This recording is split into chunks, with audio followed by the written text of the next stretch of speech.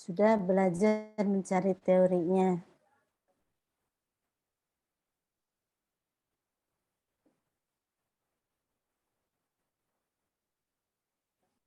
Tapi yang bagian B, penelitian relevannya sudah.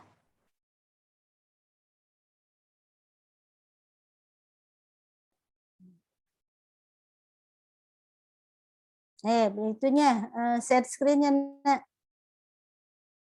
Multi. Sudah, Bu.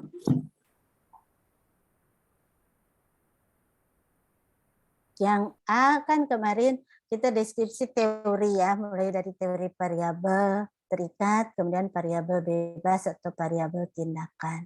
Kemudian terakhir itu adalah karakteristik siswanya atau anaknya ya. Nah, tapi karakteristiknya itu karakteristik perkembangan, misalnya karakteristik perkembangan siswa kelas 3 SD. Nah, itu yang sesuai saja dengan topik di variabel terikat. Jadi kalau variabel terikatnya misalkan terkait dengan kognitif, berarti hanya kognitif. Variabel terikatnya bahasa, berarti hanya bahasa. Begitu ya, tidak perlu semua perkembangan anak, tidak perlu di situ. Nah, di teori, jadi dasar teori itulah yang mendasari untuk bagaimana kita nanti mendapatkan kebenaran secara teori atau kebenaran secara koherensi di situ. Nah, di teori itu diambil dari buku, hard copy, e-book, begitu kan, dari artikel atau dari terkait dengan media massa yang memang itu valid di situ. Nah, tetapi tidak perlu menggunakan rumus kamus. Misalkan membahas tentang kata motivasi, motivasi menurut kamus. Nah, tidak perlu. Jadi tidak perlu menggunakan kamus di situ. Kemudian yang berbasis web, berarti kita menggunakan artikel, begitu kan, atau mungkin ada ulasan ilmiah, tetapi bukan diambil dari blog di situ. Itu ya, di aturan itu sudah jelas kan, tidak boleh menggunakan blog. Bagaimana kalau kita mengambil dari e-book, bagaimana kita kalau mengambil dari jurnal, itu kan ada aturannya di panduan itu ya. Itu sebenarnya di mata kuliah bahasa sebagai sarana komunikasi ilmiah di situ. Nah, kemudian setiap poin atau setiap sub judul di dalam bab itu harus dibuat paragraf penutup yang menjelaskan tentang hasil intisari. Berdasarkan uraian yang sudah dikemukakan atau berdasarkan uraian tersebut, maka dapat dikemukakan bahwa misalkan motivasi belajar adalah, jadi bukan dapat disimpulkan. Ini hati-hati, di PGSD banyak sekali di bab 2 ada disimpulkan. Kesimpulan adanya di bab 5 di situ ya.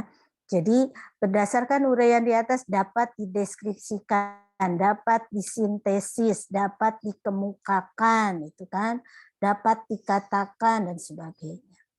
Tidak menggunakan kata disimpulkan. Nah, bagian ke B itu hasil penelitian relevan.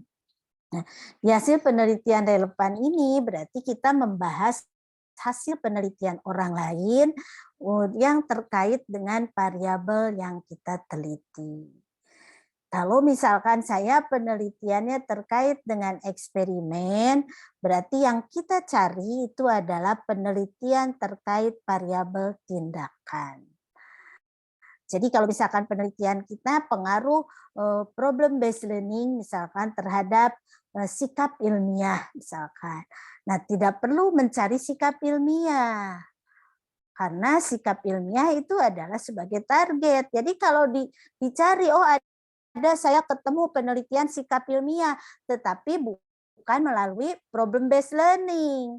Tapi misalkan melalui tentang CTL, misalnya itu tidak nyambung. Jadi kalau penelitian eksperimen dicari itu adalah penelitian tentang variabel tindakan. Di situ ya. Jadi walaupun variabel tindakan itu sama, walaupun variabel terikatnya berbeda, itu tidak masalah. Jadi Variabel terikatnya misalkan bukan sikap ilmiah, dia terhadap hasil belajar, tidak masalah. Yang kita ambil itu adalah mengapa tindakan itu dapat mempengaruhi. Apa sih sintaknya, apa sih kelebihan dari tindakan itu. Itu yang kita ambil situ ya.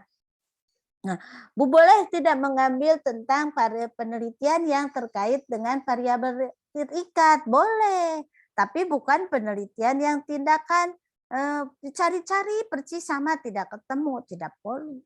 Jadi kita bisa mencari, oh problem based learning itu merupakan suatu model pembelajaran. Jadi cari tentang model pembelajaran secara umum. Tapi jangan, oh saya mendapatkan PJBL, pengaruh PJBL terhadap sikap ilmiah. Loh, tidak nyambung itu. Karena yang saya adalah problem based learning, itu PJBL begitu. Itu ya. Nah, atau mencari penelitian yang faktor-faktor yang menyebabkan sikap ilmiah atau faktor pendukung sikap ilmiah misalkan, atau bagaimana meningkatkan sikap ilmiah, itu silakan dicari. Artinya seluruh hasil penelitian relevan ini akan digunakan untuk memperkuat mengapa itu berpengaruh. Di situ ya. Jadi harus betul-betul mendukung, bukan hanya sekedar ditampilkan, tetapi harus digunakan nanti di bab 4 di bagian pembahasan. Itu ya. Nah, jadi di sini akan memperkaya kerangka berpikir. Jadi di kerangka berpikir ini berarti kita sudah mulai menjelaskan bagaimana pengaruh dari variabel tindakan terhadap variabel terikat. Uraian itu silakan. Nah, apakah kita mau membuatnya itu alurnya dari variabel tindakan, kemudian dampaknya ke variabel terikat. Atau dari variabel terikat, bicara dulu variabel terikat. Variabel terikat itu cirinya apa? Ciri itu dapat didukung dengan cara apa? Jadi masuklah variabel tindakan itu ya.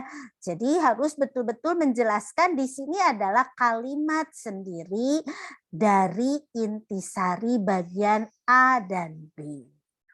Jadi kita sudah membedah secara teori seperti apa, hasil penelitian orang lain seperti apa, kedua hal itu kemukakan dalam alur yang menyatakan ada pengaruh. Di situ.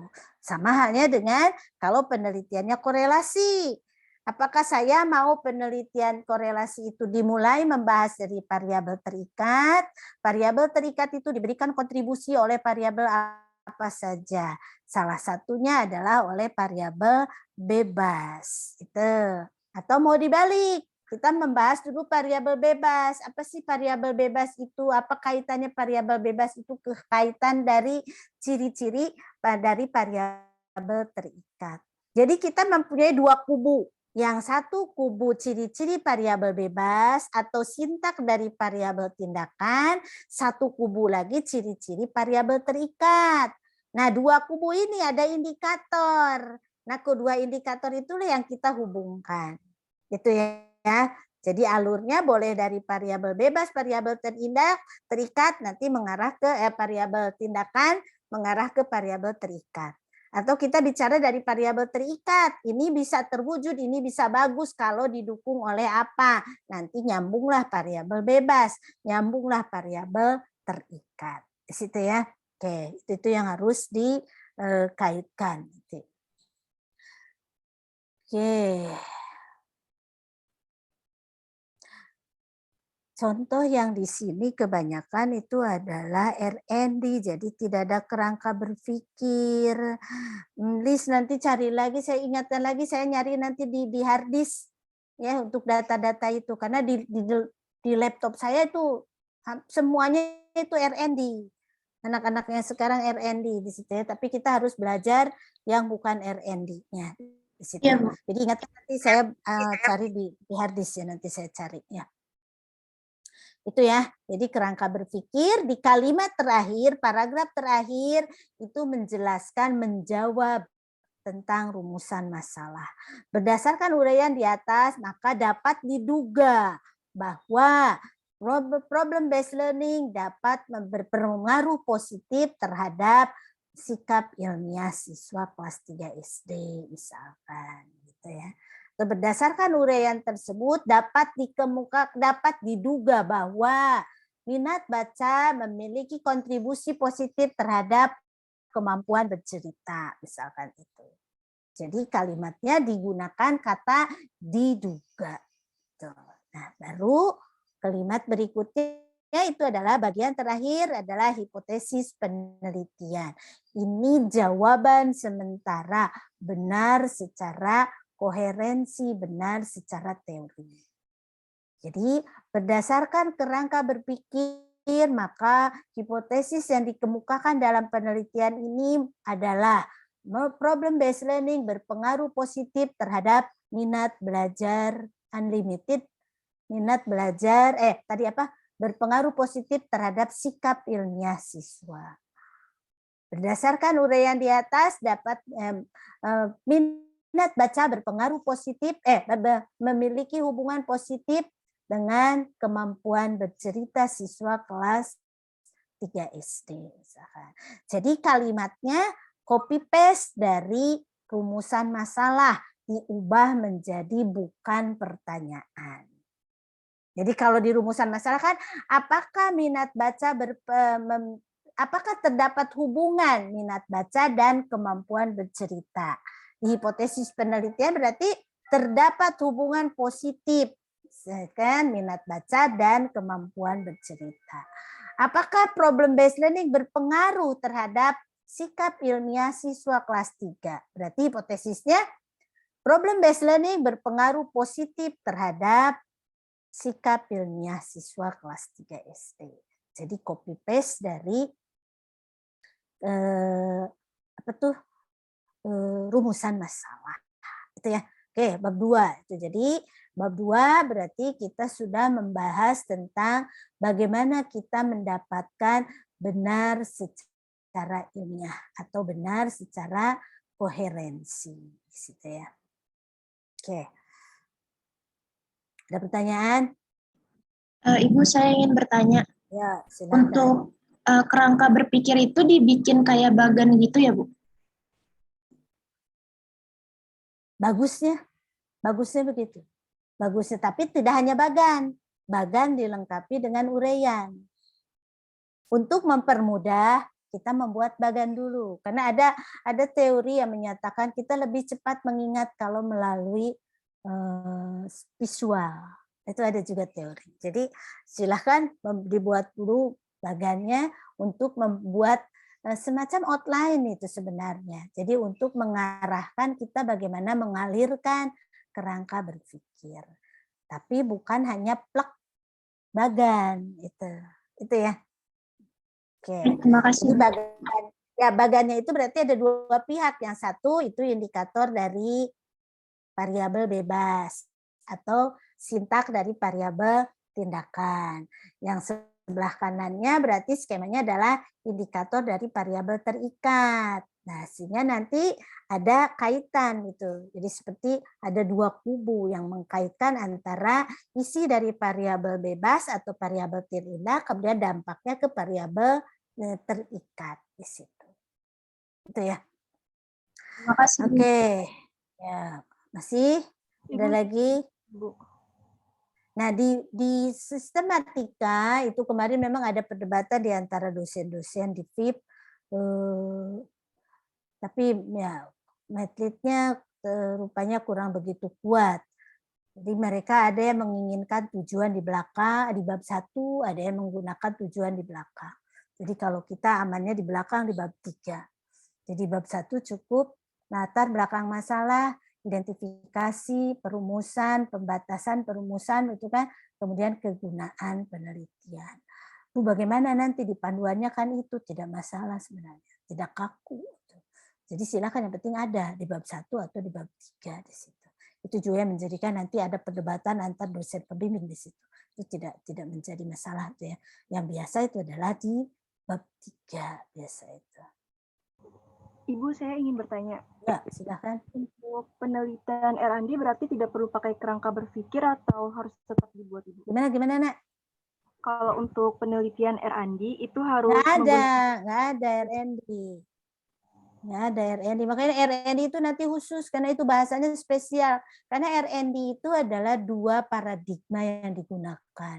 Nah, sementara kita sekarang belajar dulu paradigma kuantitatif. R&D itu paradigma kuan dan kual.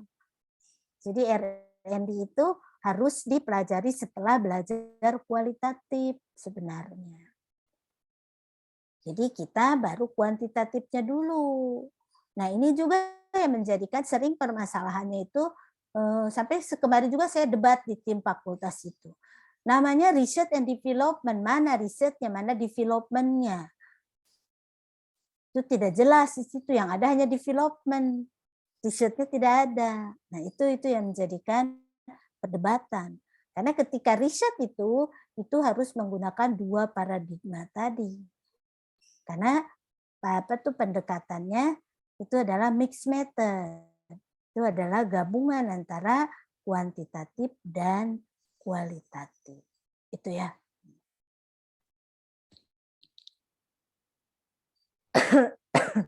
Baik Ibu, Ada terima lagi? Ya. Ya tadi sudah dibuka kemana tuh? Ya, ada lagi silakan. Ibu, saya ingin bertanya. Ya. Ya, silakan. Ya, silakan. Zenli dulu aja, Zen. Oh, saya dulu. Ibu, Bu Iva, saya izin bertanya ya, Bu. Ya. Kan misalnya nih, yang terkait penelitian yang relevan nih, Bu. Kan misalnya kan penelitian saya itu meneliti tentang pengaruh games ya, Bu ya, terhadap pembelajaran matematika.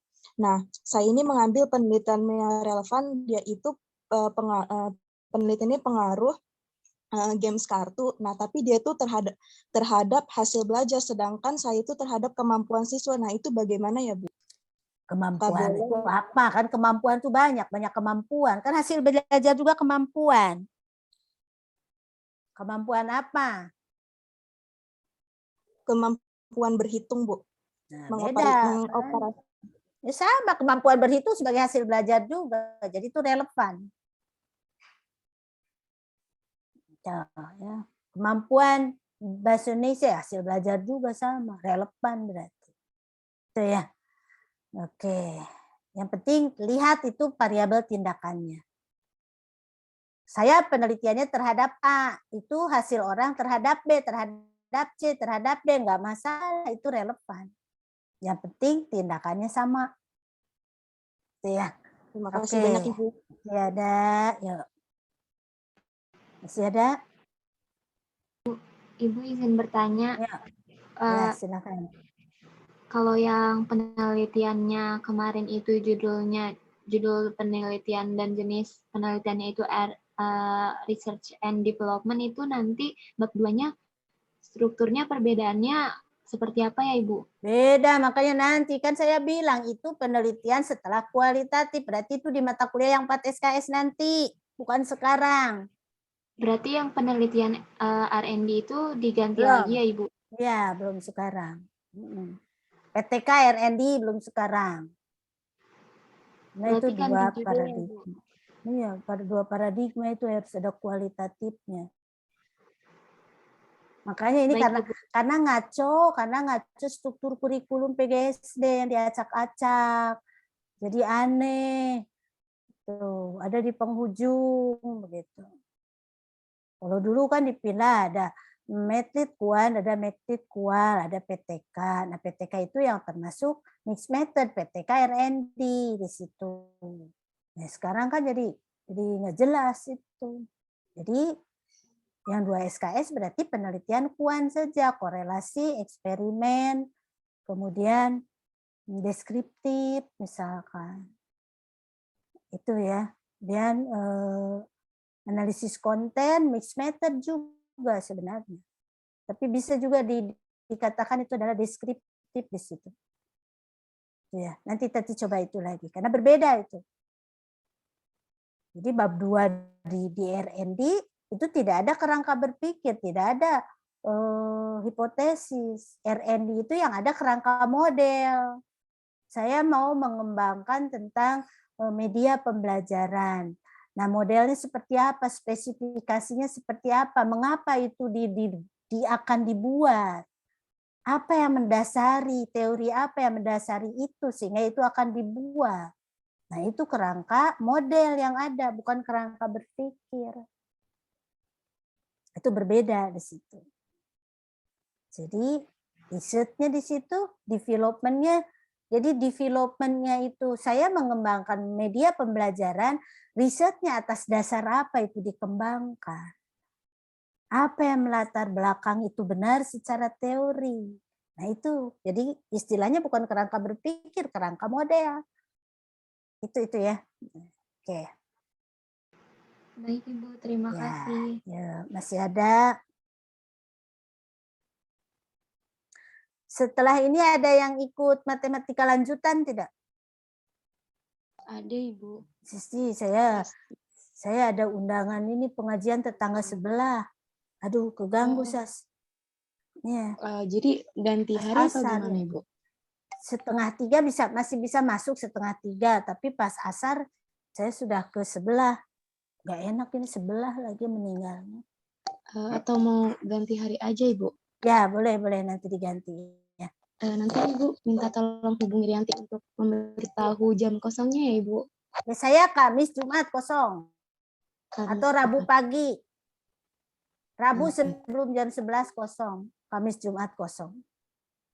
Ya Ibu, nanti ditanya lagi sama teman-teman. Makasih ya Ibu. Ya, kita masuk bab 3 ya. Punten ini recordnya jadi keganggu.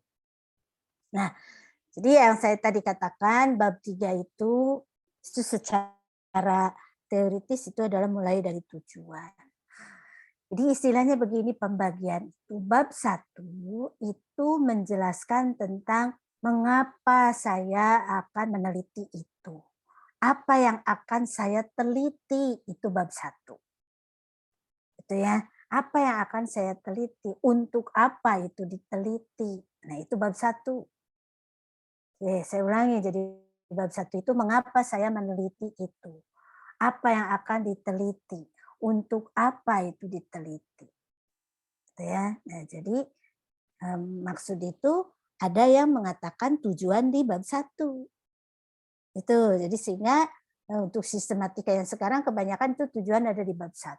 Jadi tujuan sebelum kegunaan penelitian. Tapi boleh juga di bab 3 di situ ya.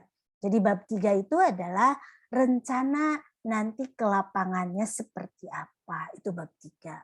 Kalau bab 2 kan tadi kita benar secara teori, mencari kebenaran secara teori itu bab 2. Jadi mencari teori-teori untuk mendukung benar secara teori. Nah, jadi kita sudah mengantongi satu kebenaran ilmiah, baru benar secara teori. Untuk mengantongi kebenaran empiris, berarti kita akan ke lapangan. Nah, ke lapangan itu perlu persiapan. Persiapan itulah bab 3. Itu ya. Jadi bab 3 itu adalah persiapan teknis untuk ke lapangan. Nah, dimulai dari untuk apa? Berarti tujuan. Nah, tujuannya itu berarti copy paste lagi dari rumusan masalah. Nah, penelitian ini bertujuan untuk mendeskripsikan pengaruh bla bla bla bla. Penelitian ini atau membuktikan pengaruh bla bla bla bla. Penelitian ini bertujuan untuk membuktikan hubungan antara bla bla bla bla. Di situ. Ya, jadi copy paste dari rumusan masalah. Di situ. Yang kedua, kita akan melakukannya di mana dan kapan. Nah, ini singkat saja, penelitian ini akan dilakukan di SD 05 Cengkareng, misalkan pada semester genap tahun ajaran 2021-2022. Jadi cukup tahun ajaran. Tidak perlu bulan apa sampai bulan apa, tidak perlu, lebih luas tahun ajaran saja. Tapi Ibu boleh tidak antara bulan sampai bulan, silahkan. Itu dimulai dari bagaimana kita memulai membuat proposal sampai dengan kita menyelesaikan penelitiannya. Jadi tidak perlu dirinci. Oh, penelitian itu pertama meminta izin kedua apa? Tidak perlu, cukup rentangan waktunya dari kapan sampai kapan atau kapan.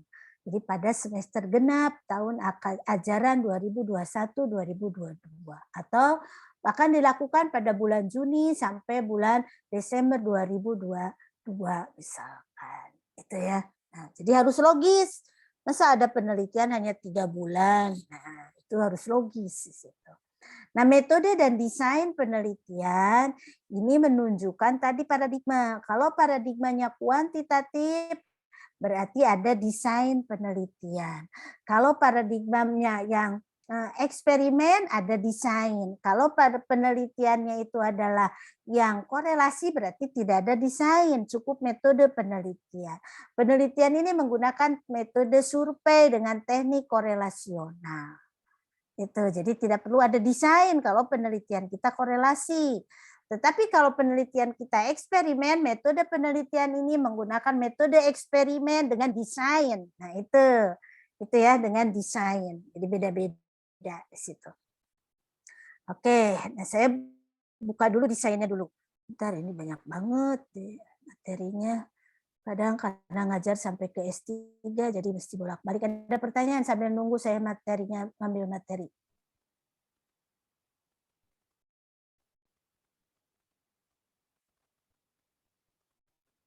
Silakan, ada pertanyaan dari 3 materi. Ibu, saya ingin bertanya. Jadi di bab 3 ini kan tadi ada tempat dan waktu penelitian, ada rentang waktunya juga kan Ibu. Nah kalau kita lakuin sekarang kan berarti rentang waktunya itu tidak lama, itu nggak apa-apa Ibu? Jadi mulainya, kadang ada yang mengatakan mulai kita ke lapangan, atau mundur dikit lah dari lapangan, misalkan sebulan sebelum ke lapangan atau 2 bulan sebelum ke lapangan. Jadi ancer-ancer dari mulai kita membuat proposal, terus sampai dengan kita ke lapangan, sampai kita membuat isi sampai bab 5. Itu kapan selesainya. Jadi waktu keseluruhannya ya Ibu? Ya, lebih bagus begitu.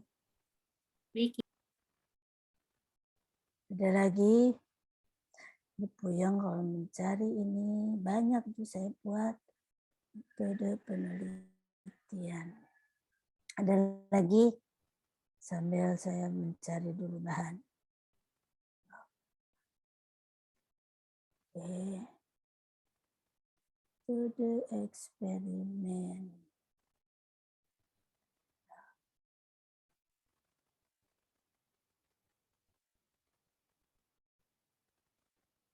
Ya, ada lagi.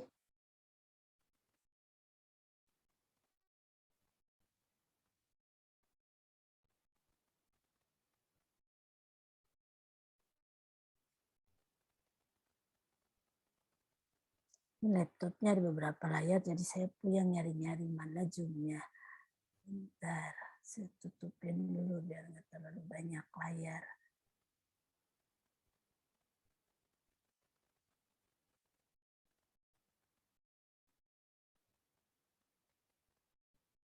Sekarang belajar desainnya ya.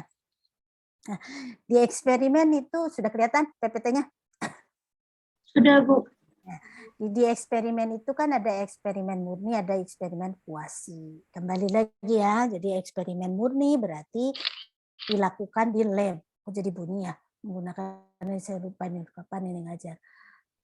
Nah, jadi ada desain pra eksperimental. Ini yang digunakan untuk R&D. Untuk R&D. Jadi istilahnya kalau di R&D itu analisis kebutuhan di situ. Jadi eksperimental. Nah, kemudian true eksperimental itu adalah yang eksperimen murni. Ini kemudian yang terakhir itu adalah yang kuasi. Nah, ketika di pra eksperimen ini yang menggunakan satu grup. Nah, untuk 2 grup atau lebih itu adalah yang true atau kuasi. Nah, true itu berarti yang dilakukan di lab, kuasi berarti yang terkait dengan kehidupan manusia. Jadi ketika kita berbicara di sini itu sebagai suatu kegiatan penelitiannya di mana. Desain eksperimen ini melihatnya kepada bagaimana kita melihat pada penelitian itu dilakukan, aspek apa yang menjadi tindakannya itu ya. Jadi desainnya itu kita melihat pada perlakuan pada responden. Nah, ini desainnya. Nah, ketika desainnya yang tadi saya katakan itu adalah yang satu kelompok, one shot case tadi. Ini yang digunakan di R&D, tapi ini tidak digunakan untuk S1 karena itu yang harus membedakan dengan R&D di S2. Jadi biasanya ini yang digunakan di S2. Tetapi kalau dulu itu adalah diperbolehkan yang penelitian eksperimen satu kelompok, tapi sekarang kita sudah tidak dianjurkan lagi karena lemah. Artinya kalau kita melihat bagaimana membandingkan sebelum dengan setelah, ya jelaslah setelah lebih bagus daripada sebelum karena diobati, istilahnya begitu ya. Sehingga untuk yang desain perlakuan tunggal itu tidak diperkenankan lagi. Nah, kemarin perdebatan juga di perwakilan dosen FIP, saya lebih tegas lagi bahwa ini lemah dari sisi medlit. Nah, kelompok ini kita tidak melakukan random. Jadi kita hanya mempunyai satu kelas, misalkan saya penelitian pengaruh problem based learning misalkan terhadap sikap ilmiah siswa kelas 3. Jadi hanya ada satu kelas siswa kelas 3. Tidak di random. Nah, kemudian X itu adalah perlakuan. Jadi kelas itu kita berikan pembelajaran dengan problem based learning. Kemudian O itu adalah hasil treatment. Jadi kita tidak melakukan perbandingan, tetapi kita melihatnya pada bagaimana sebelum dengan setelah. Nah, yang kedua itu adalah yang pertama itu adalah tadi tidak melihat pada sebelum, jadi hanya melihat dampaknya saja. Hasil dari perlakuan seperti apa. Nah, yang kedua kita membandingkan antara sebelum dan setelah. Jadi kelasnya tidak random lagi, tetapi sebelum misalkan tadi kita meneliti tentang pengaruh problem based learning terhadap misalkan sikap ilmiah. Jadi sebelum anak belajar dengan sikap ilmiah dengan problem based learning, kita ukur dulu bagaimana sikap ilmiah anak-anaknya. Nah, setelah diukur, cari data tentang sikap ilmiah pada anak itu. Kemudian diberikanlah pembelajaran dengan menggunakan sikap ilmiah. Setelah itu ukur lagi bagaimana setelah pembelajaran sikap ilmiahnya bagaimana. Jadi kita membandingkan antara sebelum dengan setelah. Ada perbedaan tidak sebelum dengan setelah. Nah, ini yang dianggap lemah. Pasti berbeda di situ. Kalau tidak berbeda berarti ada faktor lain yang kurang mendukung di situ. Gitu ya. Nah, berikutnya adalah static group comparison di sini. Jadi membandingkan antar dua kelompok, yaitu kelompok eksperimen dengan kelompok kontrol, tetapi non random juga. Itu misalkan ini ya non random. Jadi non random kita tentukan langsung misalkan kelas 3A dan B. Jadi kelas 3A misalkan saya gunakan problem based learning. Saya ke kelas B kita tidak gunakan problem based learning. Nah, jadi di awal kita tidak mengukur tentang sikap ilmiah, tapi di akhir di kelas A diukur sikap ilmiahnya, di kelas B diukur sikap ilmiahnya. Kemudian bandingkan. Ini masih dianggap tidak kurang kuat, jadi masih lemah juga di situ. Nah, yang berikut itu adalah ini statis ya. Jadi kelemahannya terlihat jelas. Ini tidak ada kontrol tadi. Kemudian perlakuannya tidak bisa dijadikan kekuatan di situ ya. Nah, untuk yang kuasi di sini eksperimen kuasi adalah tadi ada yang non random tapi berurang-urang, kemudian ada yang seri, ada seri ganda, ada bergilir, ada sampel seri. Ini macam-macam. Tapi kita hanya tahu saja nanti untuk S1 cukup kita menggunakan desain nanti. Ada pilihan desainnya. Yang non random tadi ya, ini yang non random. Jadi membandingkan bagaimana sikap ilmiah kelas pertama sebelum, kemudian dengan setelah. Di kelas kontrol, eksperimen, kemudian di kelas kontrol. Tapi tetap dua-duanya tidak di random di situ. Nah, kemudian yang berikut itu adalah kalau sampelnya itu berulang. Artinya begini, kita non random, kita menggunakan misalkan bulan ini saya ukur sikap ilmiahnya. Bulan berikutnya kita ukur sikap ilmiahnya. Jadi bulan Januari, Februari, Maret. Baru bulan April misalkan kita berikan pembelajaran dengan problem based learning, April, Mei misalkan. Nah, Juni diukur lagi, Juli diukur lagi, Agustus diukur lagi. Jadi dibandingkan itu kelompok-kelompoknya. Itu yang dikatakan time sample design. Jadi ajeng tidak dari ketiga-tiga sebelum dengan ketiga-tiga setelahnya. Itu yang tidak digunakan kalau di S1 jarang digunakan karena itu tidak melihat pada teori time series-nya itu. Ini pengembangan dari desain kontrol tadi sama ya, jadi dilakukan lagi berulang-ulang, tetapi kita menggunakan waktu yang berbeda tadi. Nah kalau tadi bisa saja itu instrumennya yang berbeda, kalau yang tadi yang di sini ini bisa saja instrumen ini instrumen A, ini instrumen B, tapi semuanya tentang instrumen sikap ilmiah di situ ya. Itu yang grup seri hampir sama di sini.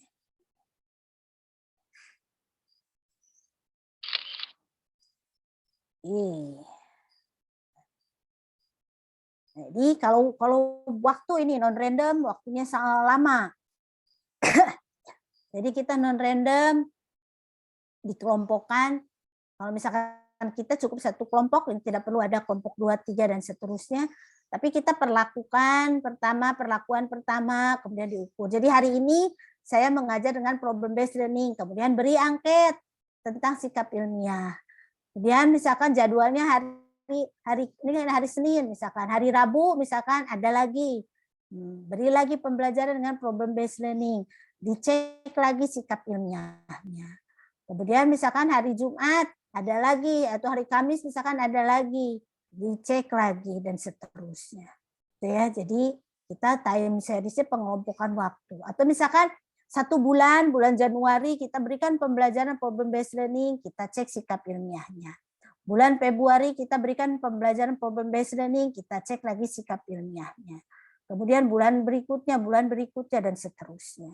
Itu ya yang memang kompleks, kalau ini tidak untuk yang mahasiswa S1 di situ. Si sampel seri sama tadi ya, sama dengan tadi. Jadi perbedaan tidak terlalu ini. Coba saya ambil untuk yang S1-nya. Lalu di escape jadi hilang.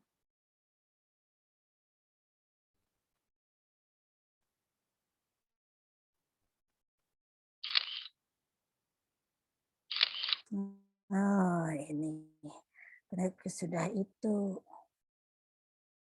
Tidak bisa. Itu tidak bisa. Sudah menggunakan aplikasi.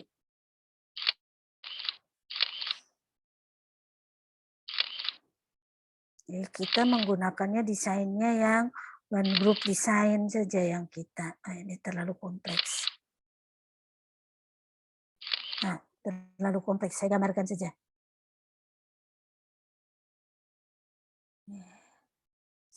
Saya gambarkan.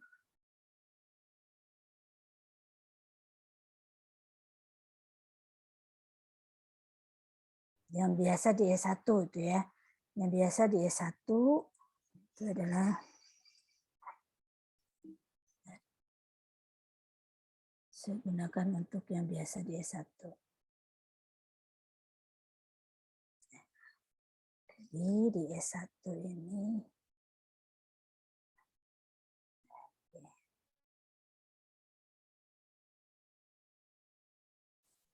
O1 O1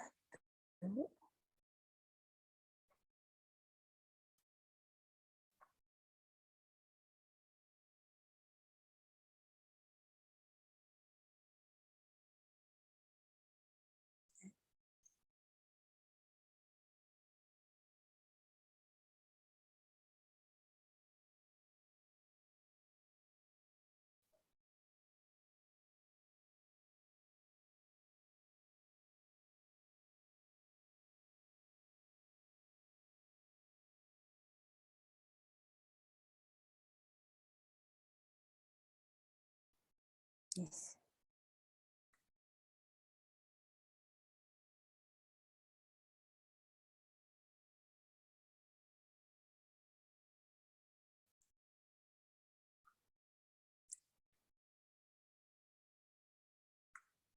Ini desain two group.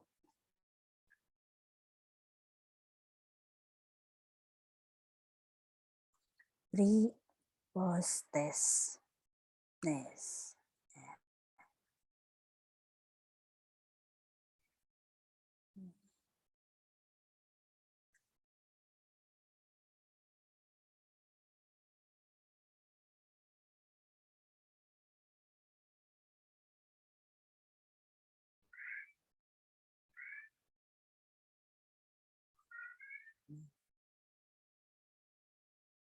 Nah, ini kan. Jadi ada dua yang biasa digunakan untuk S1 itu. Jadi yang kita gunakan itu ada dua kelompok, tapi kelompok itu di random. Jadi kelompok misalkan tadi pengaruh problem based learning terhadap sikap ilmiah siswa kelas 3 SD. Jadi kita pilih misalkan di situ di kelas sekolah itu ada 3 kelas ABC misalkan. Jadi kita kocok mana kelas yang eksperimen, mana yang kelas kontrol. Nah, jadi yang pertama ini biasanya ditulis juga eksperimen, dan ini adalah kontrol begitu. Nah, jadi di kelas eksperimen itu diberikan angket tentang sikap ilmiah. Kemudian kita berikan pembelajaran dengan menggunakan problem based learning. Kemudian kita berikan lagi untuk pengukuran sikap ilmiah. Di situ ya. Nah, itu kelompok eksperimen. Di kelompok kontrol, jadi dipilih misalkan ini adalah kelas A, ini kelas C misalkan. Jadi di kelas C kita berikan pengukuran untuk sikap ilmiah, tapi tidak diberikan tindakan. Artinya ini adalah yang konvensional. Nah, kemudian terakhir kita berikan lagi tentang sikap ilmiah. Jadi two group, jadi kelompok eksperimen, kelompok kontrol, pre post test. Itu ya, kemudian random. Randomize itu kemudian tidak randomize, randomize.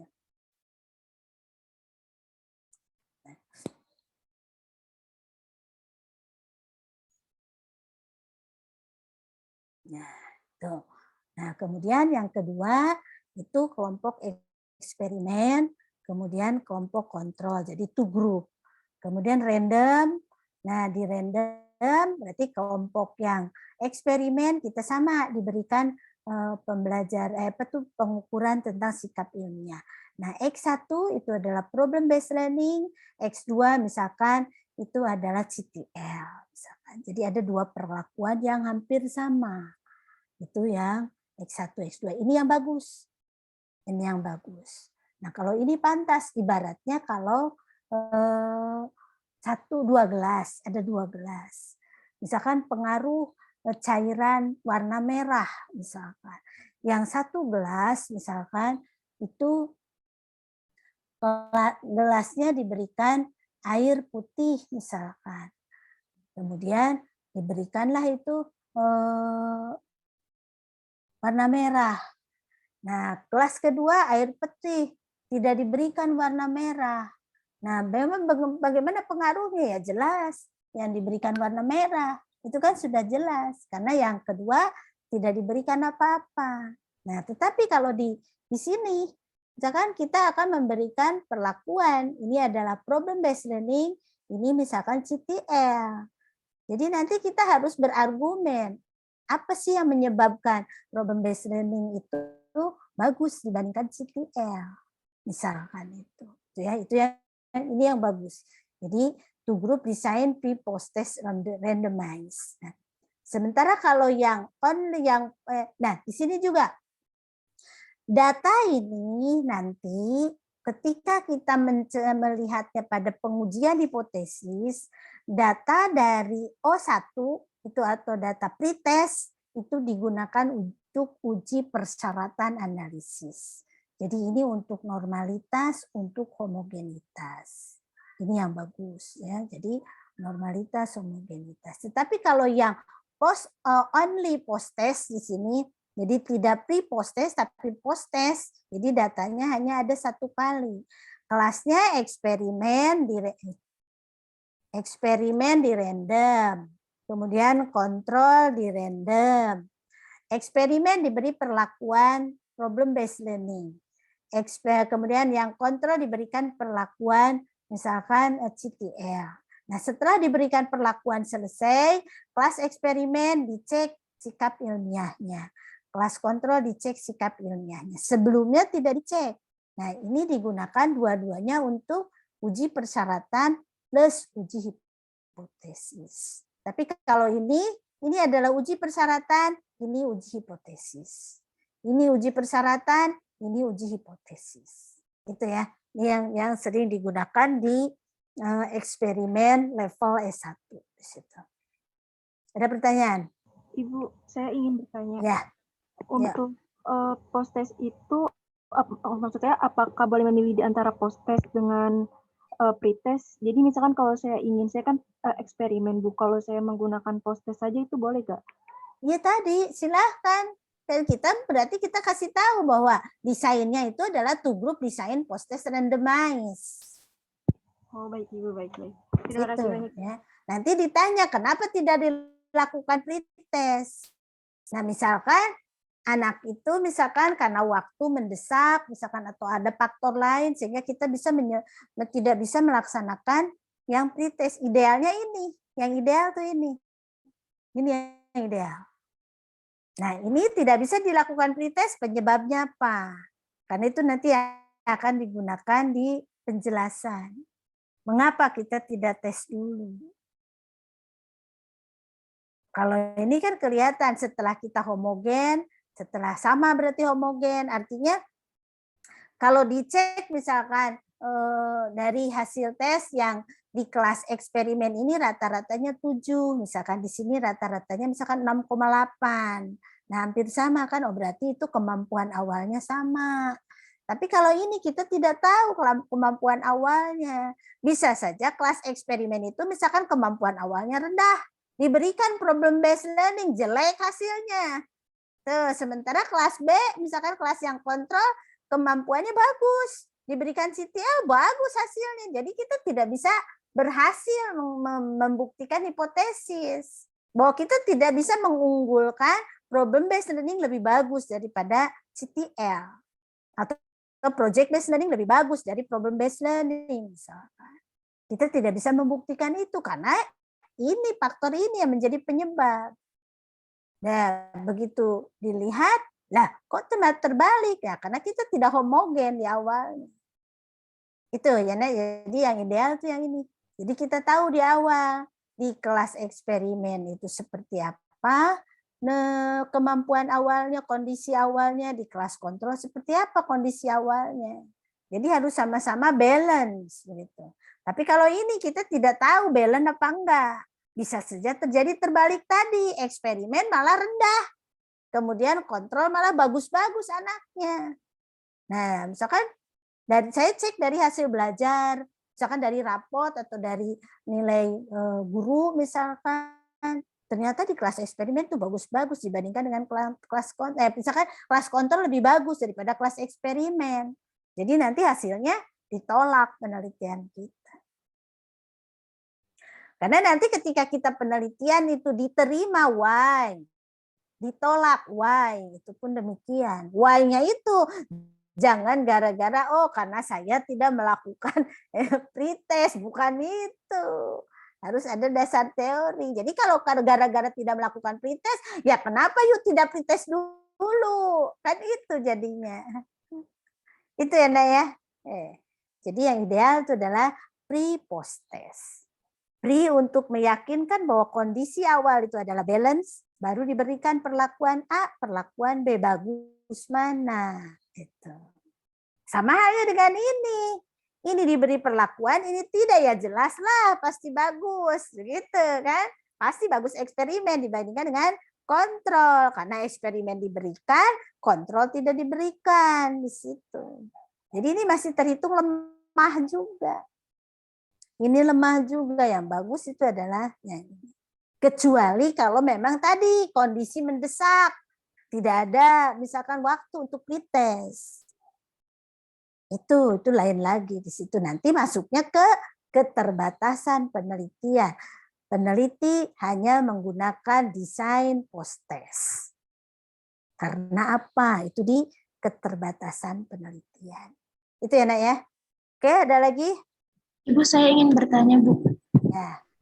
Nah, kalau misalnya yang dimerahin itu kan misalnya tadi contohnya satu PBL, satu CCL. Berarti CCL-nya itu harus dijelaskan di bab 2 juga atau enggak, Bu? Iya, betul. Jadi di bagian B itu hakikat problem based learning, bagian C-nya hakikat CTL. Dijelaskan ya. Baik. Oke, nah ini eksperimen. Kalau penelitian korelasi, nah berarti ini adalah bukan desain penelitian, tapi konstelasi. Konstelasi masalah. Jadi konstelasi masalah itu menunjukkan hubungan antara variabel X dan Y. Situ. Karena kita itu hanya satu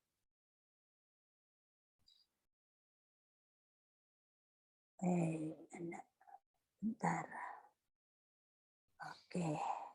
Jadi karena kita hanya satu variabel bebas, berarti kita hanya menggambar satu variabel bebas, kemudian variabel mana? Oke. Ini variabel Y. Ini konstelasi masalah. Jadi nanti keterangan di bawahnya. Keterangan X adalah misalkan minat baca. Y adalah misalkan kemampuan bercerita. Situ. Nah, ini juga sama. Jadi keterangan. O1 misalkan O1 itu berarti hasil di tes. Kan? Jadi keterangan begitu. Jadi O2 berarti post tes. Kemudian R kan random. Kita kemudian E itu kelas eksperimen. Ya.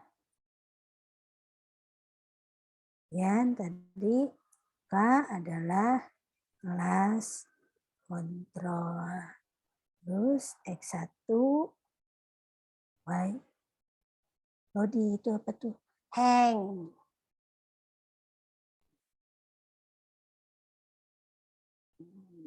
Jadi saya eksperimen. Saya bingung tuh pas itu nyimpennya itu sementara. Supaya nanti digunakan lagi.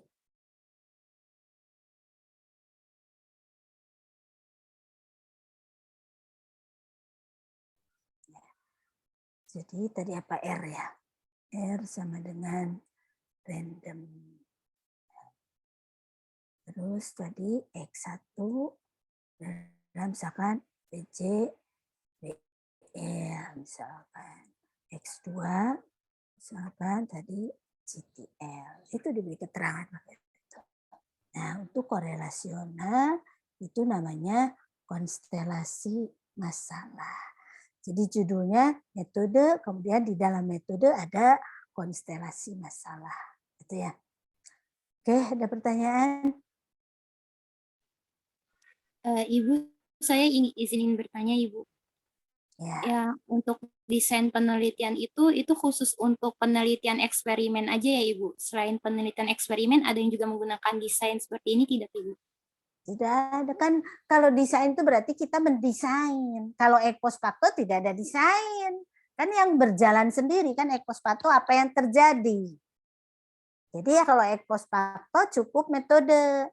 Metode penelitian ini menggunakan metode ex post facto, sudah titik.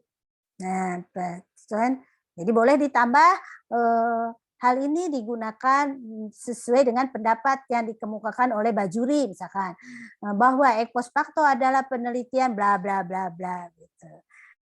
Jadi apa yang kita kemukakan itu didukung oleh teori siapa. Itu ya.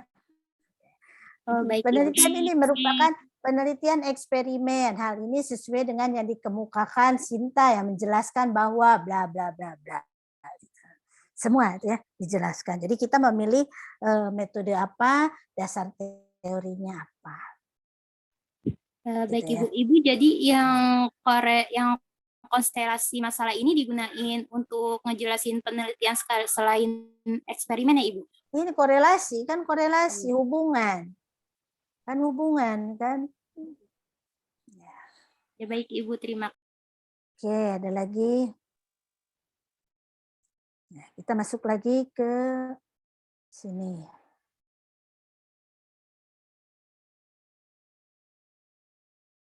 Oh, belum, berarti ini dulu. Nah, di dalam eksperimen, setelah desain eksperimen, kita lakukan di sini adalah perlakuan, dibahas ya, perlakuan. Nah, jadi di perlakuan itu dibuatkan tabel. Dibuatkan tabel, ini adalah kelas eksperimen.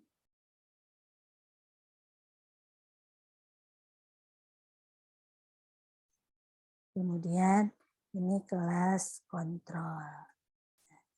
Jadi kita buatkan 2 kelompok. Nah, di sini adalah hal yang disamakan.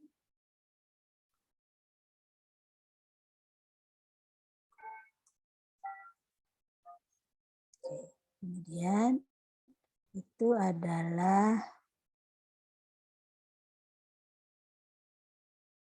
hal yang dibedakan.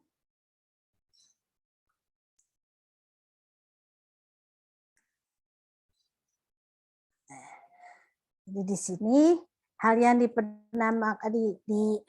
disamakan itu pertama adalah misalkan gurunya. Misalkan ini peneliti. Kemudian apalagi? Kedua KD. KD-nya apa? Berikutnya indikator. KD dan indikator boleh sekaligus. KD dan atau dipisah-pisah ya. KD kemudian indikator. Kemudian apalagi yang disamakan? Waktu. Ini biasanya minimal 8 kali berapa JP. Itu yang disamakan. Jadi yang dibedakan, nah di sini. Kan ini sama semuanya. Ini adalah tadi PJBL ya. Oke. Jadi di sini sintaknya apa? Ini berarti bahas sintak. Ini adalah PBL. Itu tadi CTL ya. Satu apa?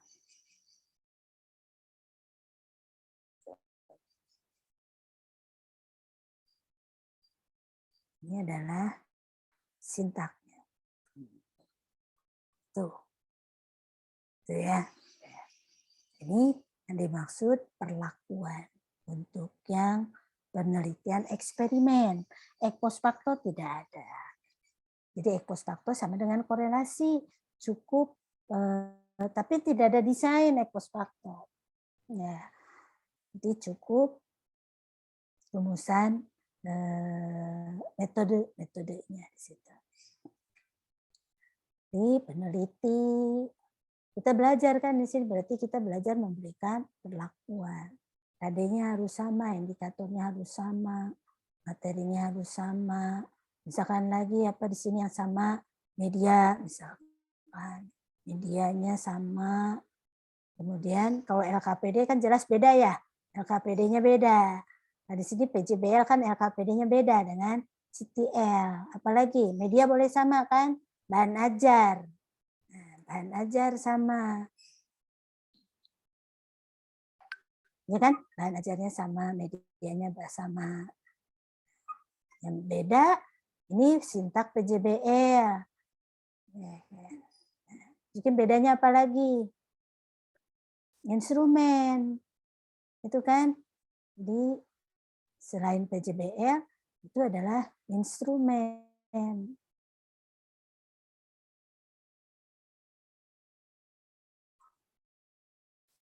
Sama di sini.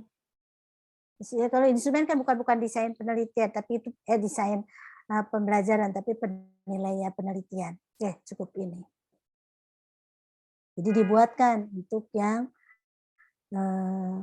membedakan itu adalah kalau di PJBL itu seperti apa. Jadi ini adalah uraian kegiatan inti dalam RPP.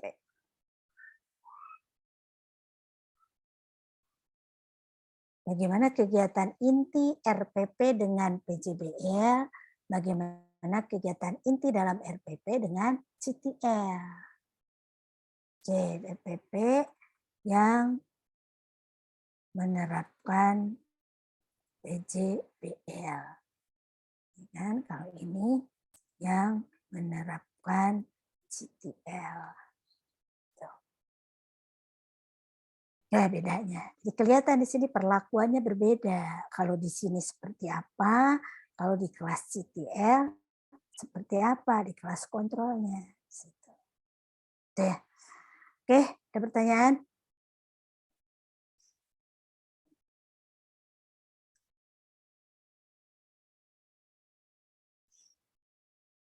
Nah, populasi sampel, saya cari lagi. Populasi sampel yang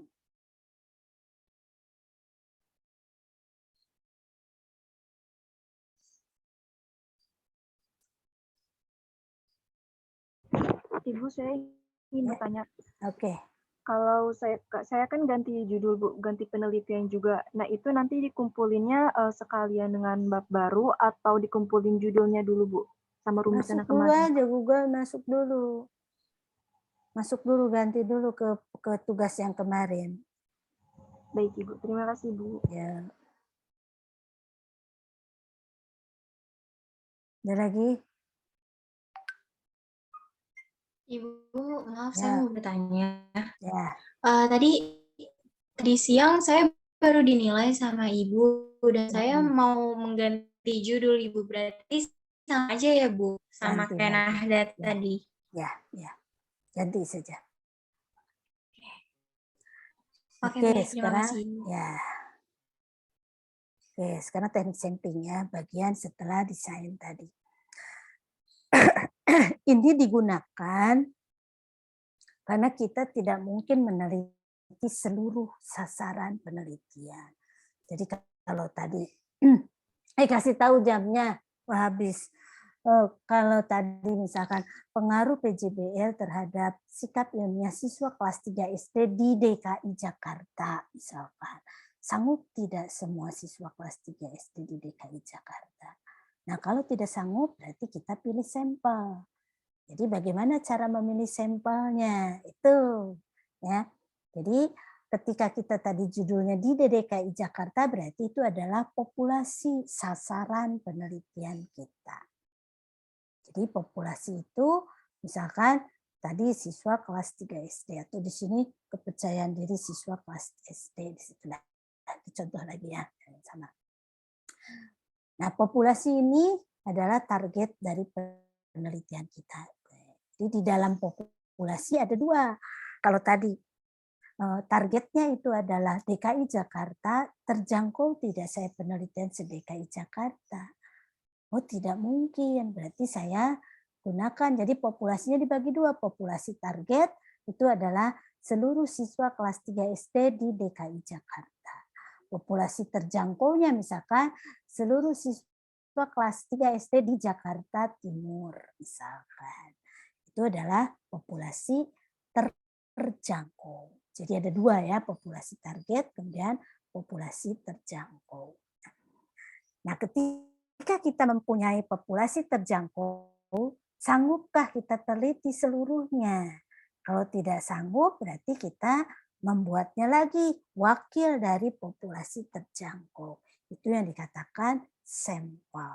Jadi Sampel itu adalah wakil dari populasi terjangkau. Misalkan di sini terdapat 200 siswa SD yang ikut lomba, maka setiap siswa disebut elemen dari populasi. Jadi kalau misalkan seluruhnya ada 200. Misalkan siswa yang mohon maaf misalkan disabilities misalkan. Nah, ada 200 misalkan, itu berarti populasinya. Tapi kalau misalkan siswa kelas 3 SD ya berarti ada catatannya di dinas, ada berapa ratus ribu. Nah, itu adalah elemen populasi. Nah, jadi kita bicara tentang sampel. Sampel itu adalah wakil. Sampel itu harus mewakili populasi, berarti karakteristiknya harus sama dengan populasi. Nah, jadi dipilih, mengapa kita memilih? Kita melihat pada bagaimana sulitnya untuk mengambil seluruh populasi. Itu alasannya ya, secara teori. Nah, jadi kita melihatnya harus memiliki kecermatan untuk melihat bagaimana wakilnya itu. Yaitu harus kriteria cermat dan tepat di sini untuk mengambilnya. Jadi harus betul-betul kita memilih sampel itu betul-betul mewakili dari populasi itu.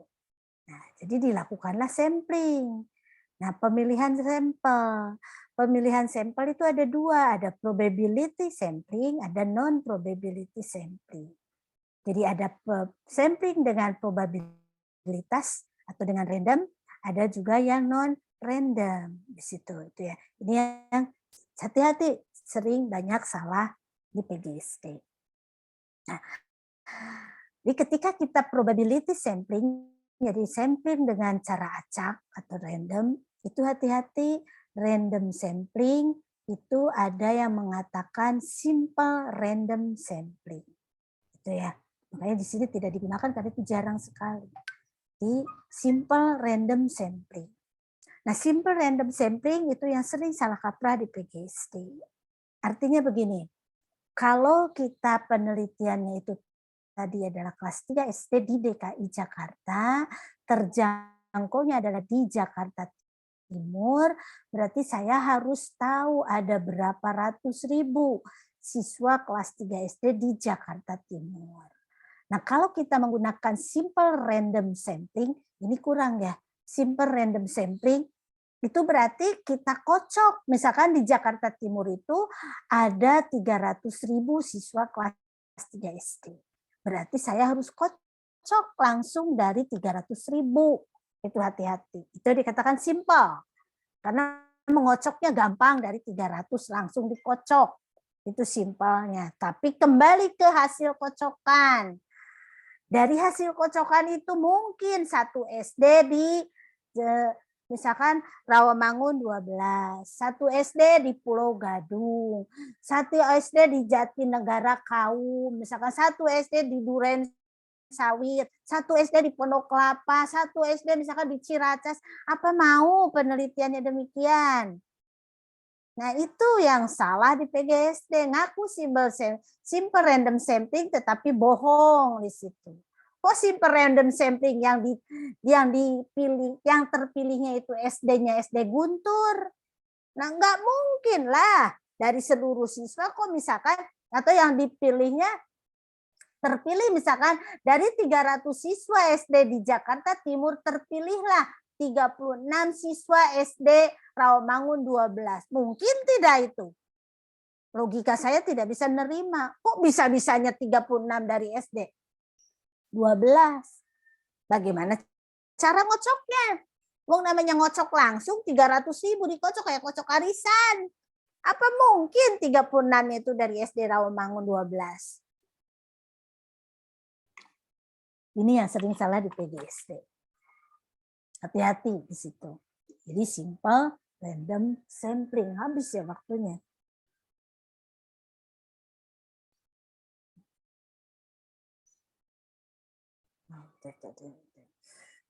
Nah,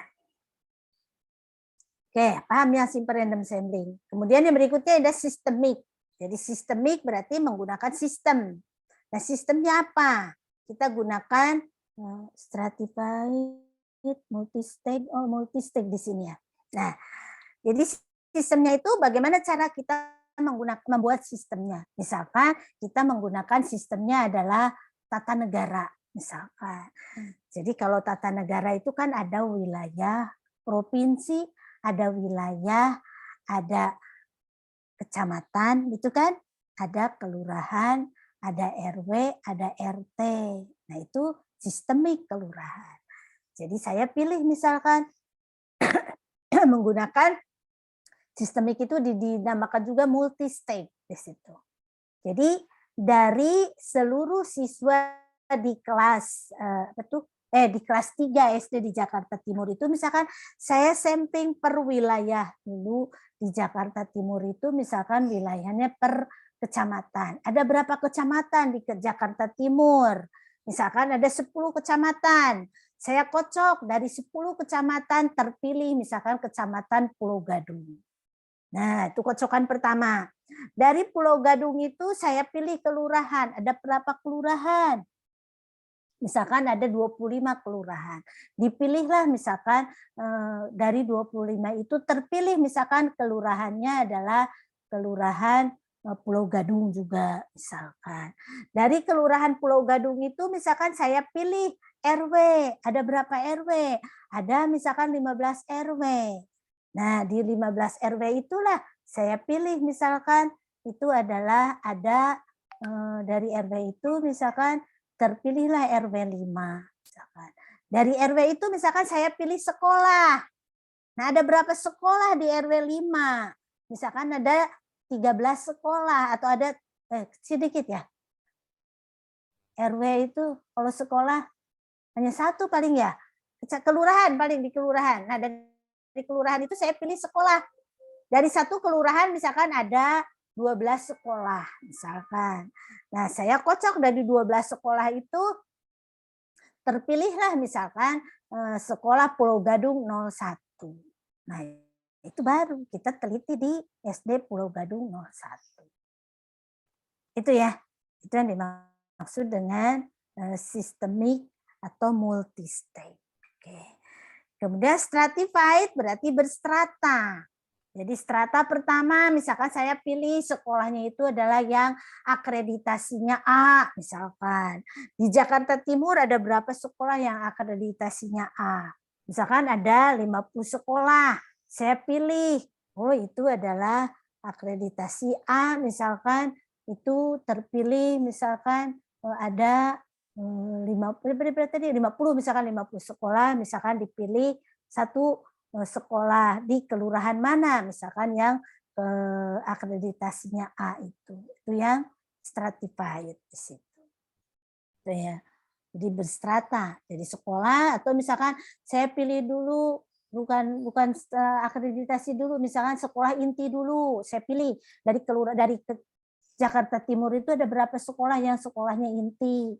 Misalkan ada dari sekolah inti itu misalkan ada 15 sekolah inti, saya pilih 5. Dari 5 sekolah inti saya pilih misalkan yang akreditasinya A. Nah, itu. Jadi berstrata di situ. Nah, klaster itu berarti contoh, mengambil di klaster. Jadi ambil contoh. Misalkan saya menggunakannya klaster dari dari Jakarta Timur saya klaster. Misalkan di Rawamangun. Jadi saya klaster di Rawamangun. Dari Rawamangun ada berapa sekolah? Misalkan ada 15 sekolah, saya pilih satu sekolah dari 15 sekolah di Rawamangun. Jadi nanti tidak akan ditanya, kenapa di Rawamangun? Oh, saya menggunakan klaster.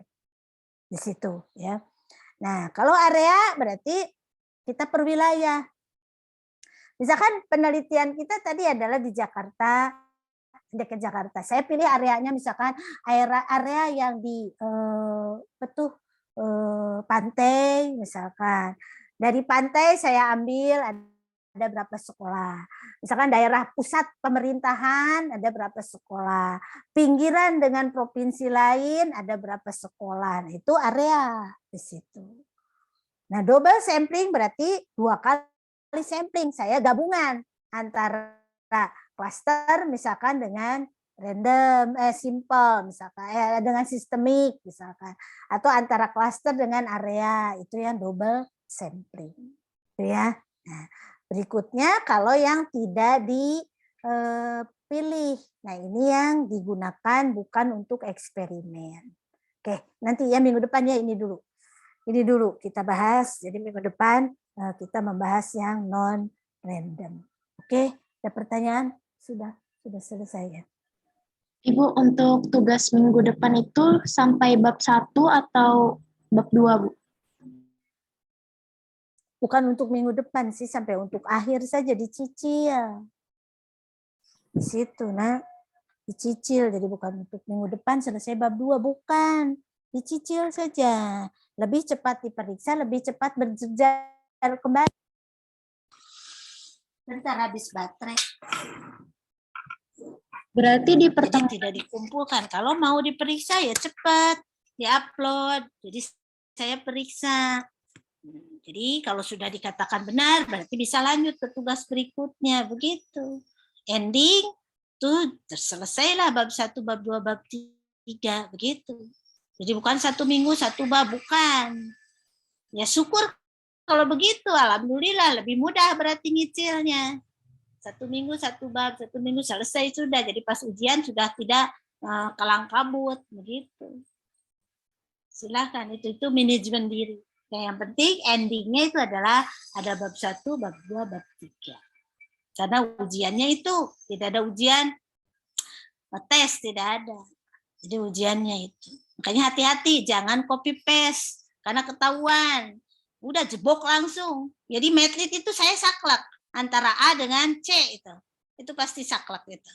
Karena itu dilihat dari proposalnya. Proposalnya copy paste dari proposal yang sudah ada, sudah langsung delete itu.